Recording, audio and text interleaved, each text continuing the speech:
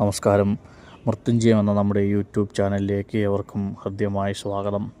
ഇന്ന് ശനിയാഴ്ച ദിവസമാണ്. എല്ലാവരും ക്ഷേത്രത്തിലേക്ക് പോയി വഴിപാടുകളും ഒക്കെ ചെയ്ത് സുഖമായും സന്തോഷമായിരിക്കുന്നു എന്ന് പ്രതീക്ഷിക്കുന്നു.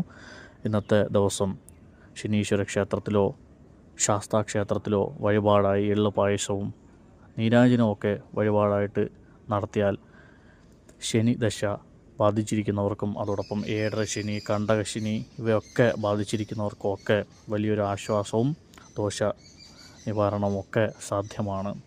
ഇന്ന് നമ്മുടെ പ്രധാനപ്പെട്ട വിഷയം പലരും നേരിട്ടും അല്ലാതെയൊക്കെ ചോദിക്കുന്ന ഒന്നാണ്: വീട്ടിൽ വിഗ്രഹങ്ങൾ വെച്ച് പൂജിക്കാമോ എന്നുള്ളത്. അതിനുത്തരം പാടില്ല എന്നാണ്. കല്ലുകൊണ്ടുള്ള വിഗ്രഹങ്ങൾ വീട്ടിൽ വെച്ച് പൂജിക്കുവാൻ പാടില്ല. ഇപ്പോൾ പഞ്ചലോഹ നിർമ്മിതമായ ശിലകളായാൽ പോലും അളവിൽ തീരെ ചെറുതായിരിക്കണം എന്ന് നിർബന്ധമുണ്ട്.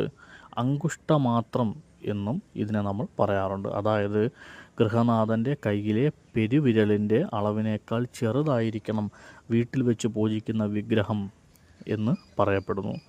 അതിനേക്കാൾ വലിയ വിഗ്രഹമോ ശിലയോ ആണെങ്കിൽ അവയ്ക്കുള്ള യഥാവിധി പൂജ കർമ്മങ്ങൾ ഒക്കെ ചെയ്തു പോരണം. അപ്പോൾ ഒരു ക്ഷേത്രത്തിലേതുപോലെ എല്ലാത്തരം പൂജകളും നിത്യവും ചെയ്ത് തൊഴുത് പ്രാർത്ഥിക്കണം എന്നുള്ളത് വീടുകളിൽ ചിലപ്പോൾ സാധ്യമാകണമെന്നില്ല.